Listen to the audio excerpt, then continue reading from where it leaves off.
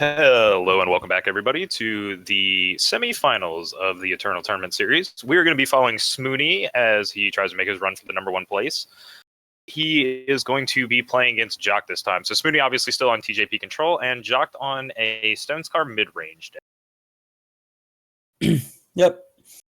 Smoony's third appearance on camera today, I believe. Yeah, third in a row, actually. I'm pretty sure we just watched him 3 games in a row now. So he is definitely having a nice little breakout appearance. Not that obviously he needs it, but yeah, he's an interesting fellow. So we have a turn 3 champion of chaos here, just eating a Desert Marshal. Yeah, well, it doesn't like eat it per se. I mean, you're right. Like it eats the Desert Marshal silence, but it would eat the Desert Marshal had it attacked if it could have. So yeah, so that's not what I mean. Not a perfect answer, but I get what you mean. Like it locks the effect down. Yeah, that's all I meant. So we just play Saturated Maiden's a good choice because the Desert Marshal's been played. Yeah, he drew another Desert Marshal. Well, yeah, well that happens. As we've said earlier today, they always have it. So if they need multiples, they definitely have the multiples too. I mean, he drew it, but yes. So we got a bunch of vanilla minions staring down some vanilla minions. It's like a game of draft. Yeah, and we have this Umbran Reaper here, which at least gets taken care of by the Lightning Storm. Like it's obviously not the best in the world. So you're not really happy with it, but how do you approach this double block, knowing that Torch is a possibility?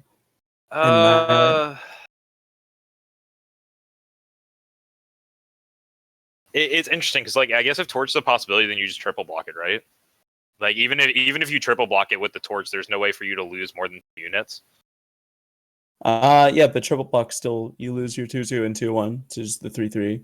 There's no reason to even cast a Torch. Yeah, exactly, because you weren't going to get the 2/4, so you could have gotten the 2/4, but then you would have wasted the 2/1. So yeah, I think I just liked 2/4 on 2/4 and take 3. But anyways, Umbran Reaper comes down.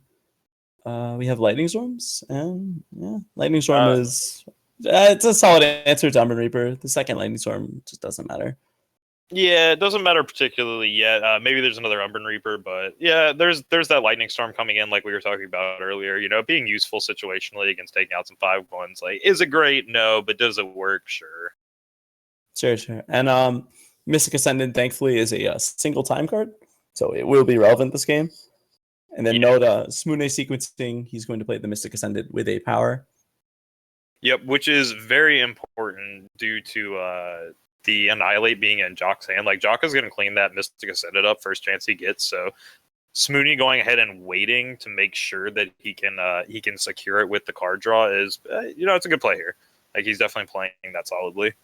It's fine. And then also note Jock refusing to suffocate the 2/4 foe. He's holding that for Seraph.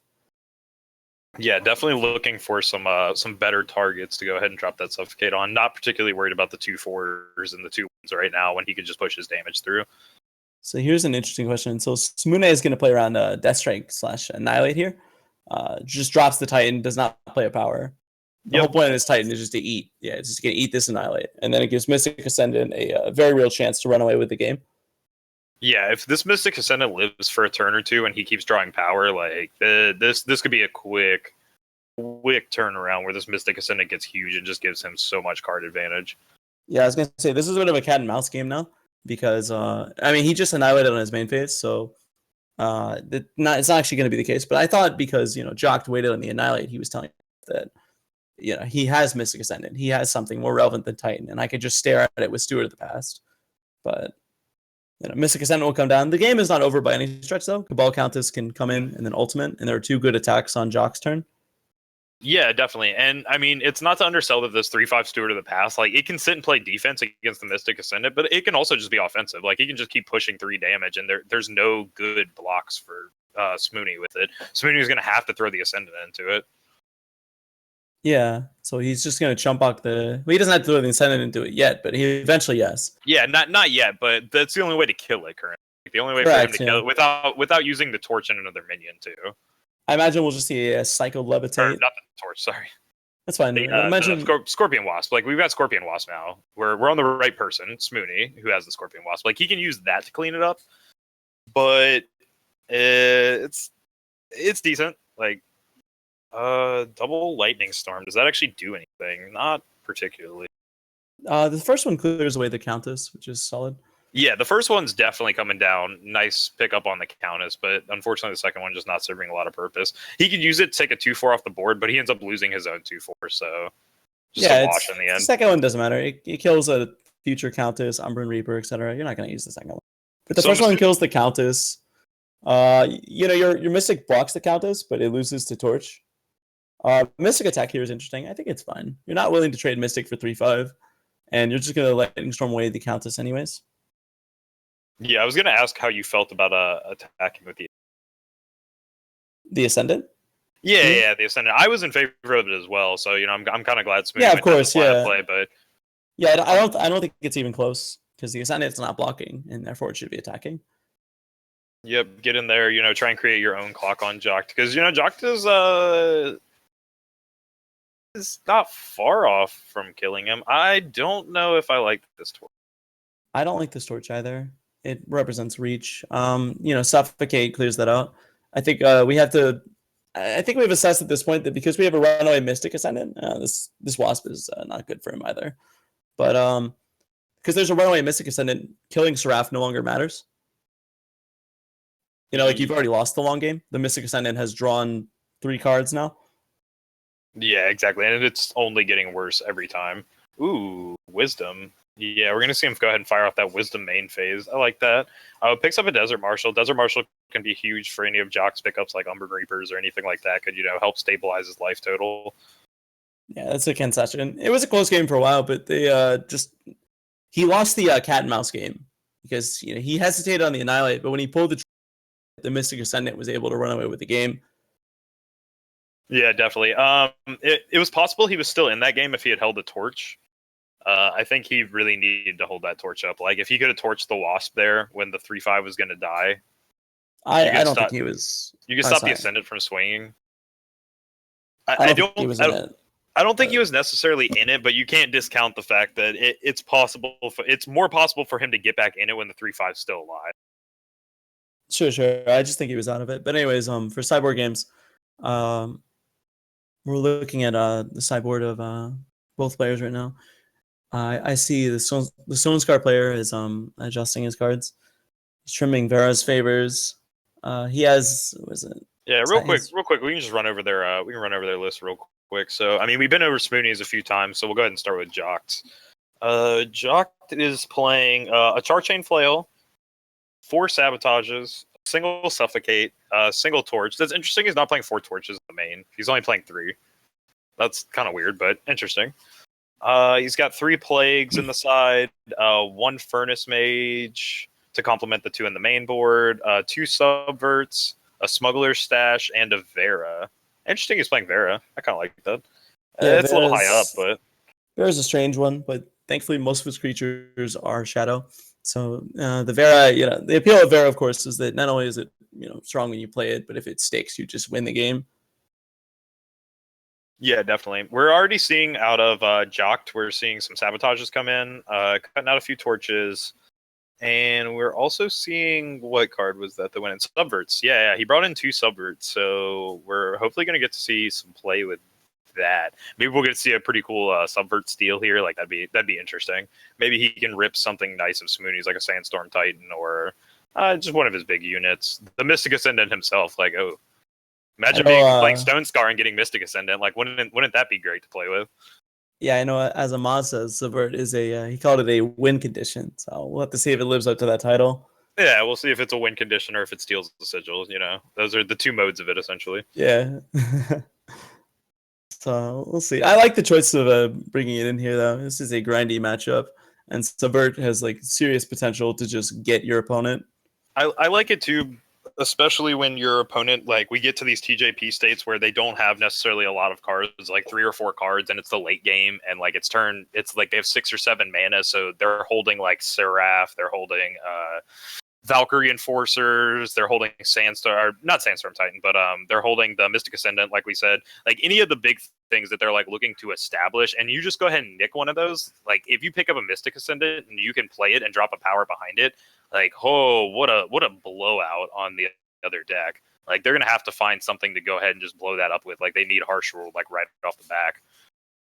Yeah, there's a ton of variance to it though, and one issue as well is some of the more situational answers will rot in the TJP's hand for a long time, and that could create an instance where Subvert is like uncastable or not uncastable, but when you cast it, you don't really get what you're looking for.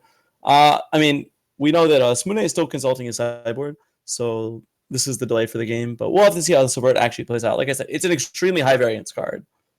Yeah, it can go anything from winning you the game to being 4 mana, do nothing. And yeah, that's a pretty wide gap of variance for a single card to be. I can take the most powerful threat out of my opponent's hand, put them down a card, put myself up a huge threat, or I can hit a sigil and absolutely do nothing. And I wasted 4 mana and probably my entire turn. Correct. So Looks like he's trimming levitates. He doesn't board too much. He even has 2 lightning storms still in his deck for Smune. yeah, he does. He only brought out 2 decays as well. Hmm. All right, but we will see where we are. Smoonie up 1-0 on TJP control. Yeah, he's been winning like all day. I mean, yeah, he's been doing good. Like he won the last 3 games we watched. So he won his winning in for Game 6 that we got to watch, and he's won the quarters, and now he's up 1-0 in the semis. So it's good for him. And I don't think his deck gets worse after board in this kind of a matchup. So. No, yeah, I mean no hate or no animosity towards the challenger, but I expect to see Smune in this finals. Yeah, I kind of do too. He's been playing this. He's been playing really well with TJP all day. We see a Reality Warden come in. I think that's what he's deciding on. It's his 75th card. Yeah, it's fine. Like I said, in the similar matchups, it taxes 2 Titan. Like they can only have so many death strikes. Yeah, 3 decays in, 2 Valkyrie Enforcers, a Reality Warden, and I think that's basically it. Yeah, he didn't bring too much else in, but I mean, not too much else being, he already brought in 6 cards. All right, so he's finally done. I mean, I guess that's Smune. He's just very deliberate. So I mean, his sideboard sessions have been longer than most of his games. Yeah, which is hard to believe given that he's on TJP control. So yeah, his games are already pretty long. I hope Chad is still awake, but we're almost there. Just give him a second. He's looking at that Reality Warden again. It's a beautiful Reality Warden, by the way. It's one of the best foils in the game.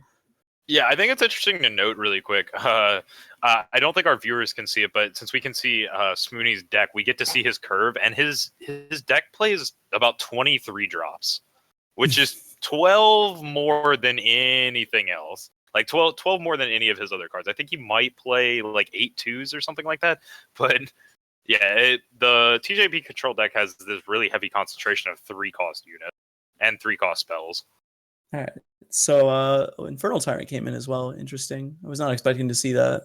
Like I said, I just not a fan. I think that's a very don't think it comes in the not in this matchup anyway. Certainly, like I think you don't really need the life. Like the lifesteal is more relevant in a matchup where you're worried about racing, but you're playing against TJP control. You're just worried about putting things on the go anywhere. Sure. So this keep by Smune is extremely loose. He was rewarded with a top deck harsh rule, which is probably the absolute best card he could have seen keeping a hand like this. But the thing about this hand, and it's just like mono air and a second harsh rule, man. Must be. Yeah, we're waiting to see something actually come out of Smoonie. Like he gets to draw 2 cards next turn, it's just fine. And he's got 2 harsh rules now, so he can just keep the board clear for a few turns. Yeah, he can spin his tires with Wisdom of the Elders, and then use second Justice for harsh rule. And with Jocked, a bit of an awkward draw. It looked like a really good curve, but unfortunately he had the banner seat combo. Yeah, that's true. He was essentially like a turn behind. Like this Argentport Instigator came down on turn 3 instead of turn 2, which kind of hurt him a little bit. But he will get to establish the Statuary Maiden, and I guess his goal at this point is, just pick up a Cudgel or 2 before this harsh rule goes off. Might see the Desert Marshal silence. I'm not a fan of it though. If you know you're going to harsh rule it anyway. Yeah, the harsh rule here gives him 1 Cudgel through the Dead Amber Acolyte, but 1 Cudgel's fun. Also, note Jock's opting to play a Statuary Maiden here instead of Amethyst Monument plus Countess. So he really wants to get every ounce of power out of his cards. Like he can't afford to have his Amethyst Monument. He's playing it though. Interesting. Yeah, I think he just really wanted to establish the 4-drop there that turn. So he decided to play it, and then he waited for this turn because now his new game plan is he really wants to establish Infernal Tyrant on curve. Yeah, he can curve. I think his plan was to curve. Get harsh rolled here, then Cabal Countess. Oh, no, that's terrible though. Your Tyrant picks off your Countess. Yeah, good to see the Desert Marshal come out before the count goes down. That's gonna be a sigh of relief for Jock, knowing that there's no Desert Marshal follow up to silence his Countess if he's gonna pump it, which he will elect to do. Yeah, for sure he is. Just nothing else. But as you can see, Infernal Tyrant just isn't doing anything. I mean, he can't even cast it. It picks off his best unit. It picks up his best unit now, but it'll have its use in a little bit. With the Scorpion Wasp, less so. And I think this is what you and me were kind of getting at earlier, where we weren't a fan of bringing in an Infernal Tyrant, and definitely not in these kind of matchups where you're playing against Control. Like Control, Jock is still at 25 life. Gaining life off Infernal Tyrant does him nothing. Exactly. Yeah, it's a defensive card, and you are the beatdown, so I'm not really sure what it's for. And as you can see, I mean, it's not even castable. I mean, granted, you don't really want to cast units into hard, but yeah, I don't think you can play the 6/6 there. Like the Tyrant just makes the Harsh Rule too sweet, and like the Harsh Rule's already pretty sweet. This Sabotage will be very revealing. So he'll be able to figure out that there are 2 harsh rules present and sculpt his game plan around that. Although honestly, I'm convinced Jock has already picked up on that. He's committed the bare minimum amount of threats to get his damage going. Yeah, I think Jock is at least like roughly aware that there's 1 harsh roll floating around. Maybe he doesn't know that there's 2 floating around, but he definitely knows there's at least 1 hanging out. And now that fact will be revealed to him. He'll see both of them in hand, and now he realizes that this harsh roll is probably coming down on these. What's even better too is, again, given the priority stop nature, the priority stop of Eternal. Well, he played the Wasp, so what I was gonna say is that the Wasp is obvious. If you cast a Sabotage and then there's a pause, it has to be an ambush creature. Yeah, it could be Desert Marshal. Like there's no really. Yeah, sure, but it has to be it has to be one or the creature. other. Yeah. Once you see that there's double harsh rule in hand, you know you're playing with ambushes. And we're still going to see this 6/1 try and chip in, but we're going to see the Desert Marshal come out here now to counter it, and he'll probably just go ahead and trade the Desert Marshal into it. Yeah, I imagine Infernal Tyrant will be coming down here. Just gain 4, and then it's a 6/6. It's about as good as that card gets. I actually think since the second harsh rule is there, I don't know. It's hard to want to play it. Like I think I might agree with this better, where he gets the 3/5 deadly down, so he can start ensuring some of the damage comes through. But Smooney now, he's at 8. 14/14 Reality Warden. It's good he's got the 3/5 to pick it up now. The Infernal Tyrant would look silly in the face of that. But the reason I was saying Infernal Tyrant would be a relevant play is because he's going to blind activate Seraph. You want to try to overpower the Seraph activations and force a harsh roll. But with a 14/14 off Seraph, I mean, we're seeing some attacks. Okay. Yeah, I kind of like this too. Like he puts him at 7, and he knows he's going to 5. Yeah, he knows he's going to force the Argon Port, but he's at 2 life. Yeah, he is at 2, and if Seraph is going to make another unit, like he'll have the 14/14, and he'll be tapped out, and he can't swing at the 14/14 either. He's putting it on him to be like, you can't do this. And I love the Steward of the Past here. Like absolutely. Yeah, simply dropping the second Steward makes the 14/14 irrelevant. He's gonna make him pull the trigger on Harsh Rule. Combat Healer is a decent draw, but that's actually a really great draw. I mean, the Combat Healer giving him 3 health, putting him back up to 5, makes it so that 2 of these units need to connect now. No. There's no connection. I think it's just Harsh Rule here, right? Can you really activate Seraph? You'd only have 2 blockers. No. You're mistaking what I'm saying. What I'm saying is Combat Healer gets you up to 5, so he can't. Jock can't force his units. Like, there's no way for him to force his units through for lethal damage if he were to Combat Healer. He is just going to do Harsh Rule and then Combat Healer behind it. which is totally acceptable. He pushes in a little bit of damage. But this is opening the door for this Infernal Tyrant to kind of like run away with this game. Yeah, that's what I'm saying is that so and also that doesn't quite work either because in Smune's head he's considering the possibility of torch or removal spell ruining that. It's too fragile just being at 5 with a combo healer. And then here the Infernal Tyrant gets to be as good as it can be as an empty board 6/6. Well, I don't think I would have swung, so like I think I would still have a 14/14 Reality Warden on my side and the Seraph, but yeah, this might be where like the 6/6 just beats him down. Like he has to sacrifice the Cumbria healer. The next top deck has to be an answer, or this 6/6 Infernal is just going to get there. And Jock even drew land too, so he's giving Smooney the opportunity to get out of here. Yeah, that's good. We're going to see a game 3. We're not going to see it, so we will be going to game 3. Series tied now 1-1. That was a much better game for Jock there. For sure, yeah. He put it on the harsh rule really, like not just when he got sabotaged. I mean, like to sculpt the game plan. Like he got to that point because he was playing around harsh rule in the first place by just pressuring with the Countess and holding his just vanilla creature for later. Yeah, certainly.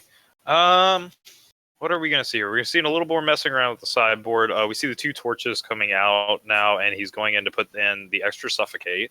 So running the maximum of 4 Suffocates now, which is, like, that's a good call. There's a lot of things that die to Suffocate in Smooney's deck. In fact, basically anything that's not Titan or one of his later threats dies to Suffocate. Yeah, I feel like it's a nod to Seraph more than anything. Yeah, for Suffocate. Sure. That's why Suffocate is powerful, because Seraph. Considering bringing Charchain Flail here, but deciding against it, looks like he's just going to put a singleton copy of Torch back in. Yeah, it's good against the Wasp, the Wasp is not being trimmed. Wasp has seemed fairly strong. It's hard to like play around the Wasp because even if you decide not to attack into it, the Wasp has done its job. Yeah, exactly. The Wasp is just there preventing damage. Correct, yeah. It's a buy TJP time to get to their late game. Although honestly, the late game TJP it's looked a bit anemic. I guess he flooded out, but well, Smooney, interestingly enough, is playing a lot less in the TJP deck than like some of the other TJP decks are. Like he's playing the Mystic Ascendant and the Mistveil, but that's kind of it. Besides like the sideboard Reality Wardens, like he's got the normal Sandstorm Titans to go off, but other than that, he's pretty much just relying on like, I will play Seraph, I will activate this. That will be good enough to get me that. Correct, yes. And in that game we saw, I mean, Seraph just not enough. Like Seraph and Harsh Rule, you can use them all day, but sometimes they're just not enough. Yeah, and that game was a good example of it. Seraph is very killable, and there's a lot of variance in terms of what the first hit. Like, even then, I mean, 14/14 is an insane Seraph hit too, and it wasn't good enough. Yeah, like the 14/14 Reality Warden was just dies to 3/5. That's basically what it became. Like, I'm just gonna die to 3/5. And in fact, he just died to. I think he actually did block it with the 3/5, but it was just gonna die to Harsh Rule. Exactly, yeah. So I mean, obviously that attack there is a straight Harsh Rule. But anyways, so game 3 begins. Terrible hand, Snap Mulligan for Smooney, just a 1 power hand. Snap Mulligan for Jocked as well, like double black with nothing really else to support it. Yeah, that Vara is not for your opener. So. Nope. We see a Subvert, so hey, we'll get to see Subvert get cast, hopefully. This is exciting. Yeah. Smooney's hand is very bad. If he doesn't find Justice or additional card draw or something, he could be locked out of this game from the get-go. Whereas Jock's hand, while slow, at least it lets him play his spells. Yeah, Smooney's gonna be relying here on drawing cards he can play, which is not happening, unfortunately. He can't even develop the Eye of Winter here. He can't. Eye of Winter doesn't really matter if it's on 3 or not. It's not that punishing, but more concerning is his lack of Justice. Well, it's more concerning that, like, next turn, for example, suppose he hits like green or Justice, so which he does. Like, now you would have liked to have played the Eye Winner next or that turn because like now it's established. Now your curve's pretty straightforward from here. Like if you hit another Justice, you're getting the Reality Warden down, and like you've kind of got your turns picked out. So it's just nicer to weave in the Eye of Winter when he could. I suppose, but just look how fat like Jock's hand is. This game is not really going to come down to that sort of like minute tempo. What's going to come down to is like unchecked Saturated Maiden killing Seraph here. Like that's that's what that's basically what's going to define this early game. Yeah, and we'll see. We see the cudgel. I would assume he just arms it up, makes it a 4-6, and starts getting some of that beat down in. Yeah, he's considering the Eye of Winter. He points to it, but yeah, the consideration Eye of Winter locks it down.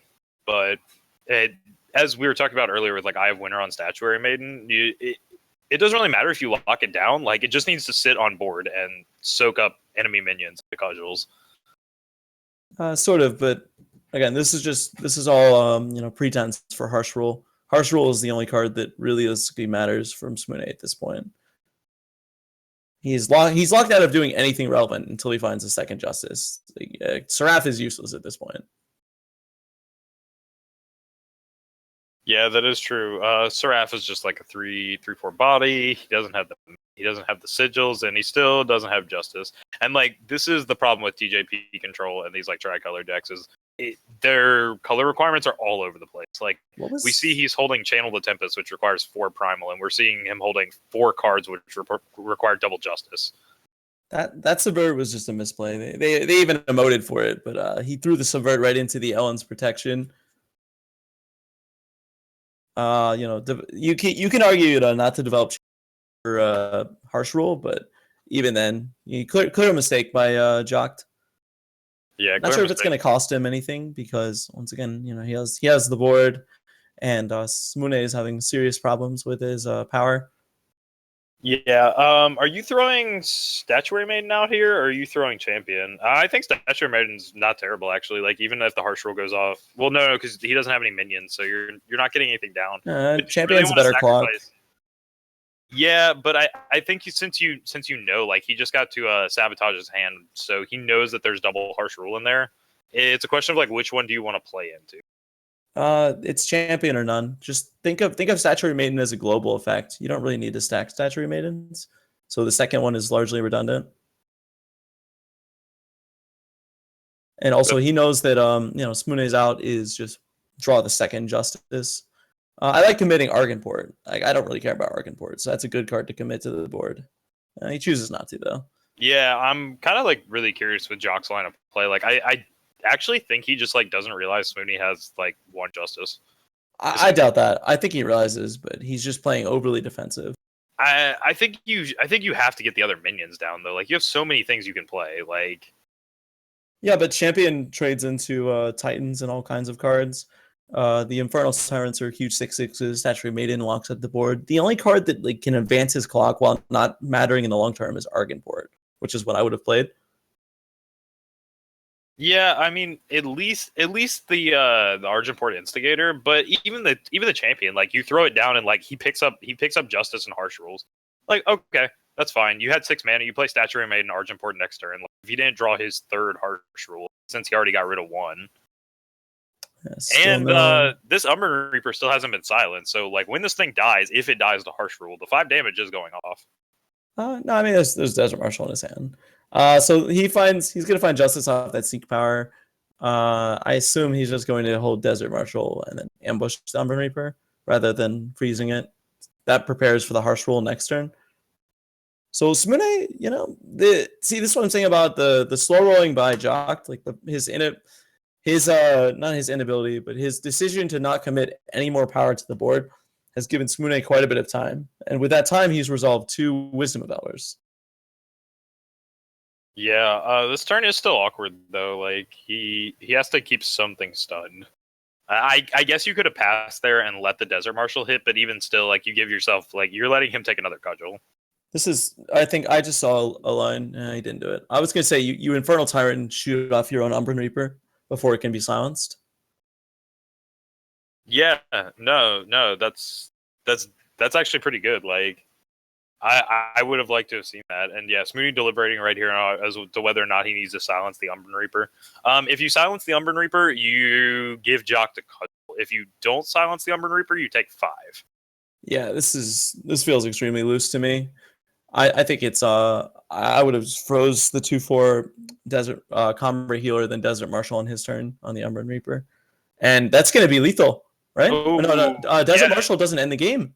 Yeah, because he gets overwhelmed. Yeah, overwhelm for 5. Smune Whoa, was punished. Stone's Carmel right off the top actually. Holy, that was huge. Smune with his little, his little personal messages. At least he's keeping it. He's keeping it PG again. All right.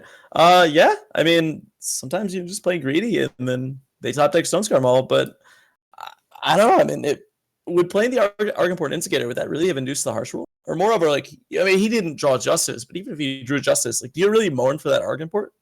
No, I don't think you do. I think that was actually a line of play he should have taken to like advance the clock. But it is what it is. Jock definitely played really well. Like he played to his outs. He was keeping everything in hand in case the harsh rule started coming down and some of the bigger units. Like he played measured. He played very very measured, and it was nice. Yeah, Nice. I thought he played game two extremely well. I thought that game commit something, but we've been over that point. I'm not going to tread on too long. Anyways, the finals should be on shortly. We'll keep you posted on that. Yeah, I Uh, don't actually know if we're making a cut to a break here. I think we might just be picking up straight away. Yeah, I think so. I know on our end we have to get our cam set up and whatnot so we can deliver the cast to you. But it's not going to take very long. It should only be a bad amount of 2 minutes. So I suppose we're in for more like taste toasters talk or something. Yeah, exactly. We can just kind of hang around for a little bit. We still got Jock stream up, so we're just looking. We need to get whoever our second finalist is. We can go ahead and get these finals underway. But yeah, man, there's been some exciting games today. That one in particular wasn't like necessarily like the most exciting per se, but it was definitely like a fun series to watch. And like that Stone Scar Mall at the end was that was exciting to watch. Like I was happy to see that come out. Like putting an immediate end to that, like just stopping him right there. And he has the Desert Marshal too, and can't even get around it. Like what a great storyline. Like you hold up the ambush unit, but it doesn't matter because the Stone Scar Mall just rolls over anyway. Yeah, I was just browsing the chat.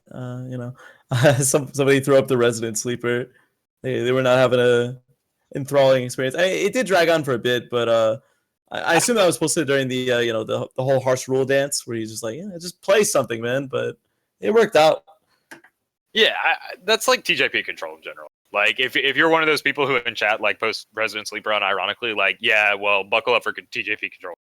Like that's what you were signing up for when like it is the Resident Sleeper of Eternal. Yeah, well, I don't know. I mean, I think the deck is. I think it's nothing compared to like we had. I'm just gonna drop some more magic. We had Sphinx's Revelation and whatnot. Like those decks are Resident Sleeper. Oh, definitely. But this deck kills you. Like that Mystic Ascendant killed him in like 3 turns. That true, but he had to get to like turn 9 to establish it. So it's one of those things where the game's still going like twice to 3 times as long as normal because our normal game length is like 6 turns. Hey, how much ladder do you play? Like all I see is Rakano beat me to death in 6 turns, and I just like cry over and over. It's like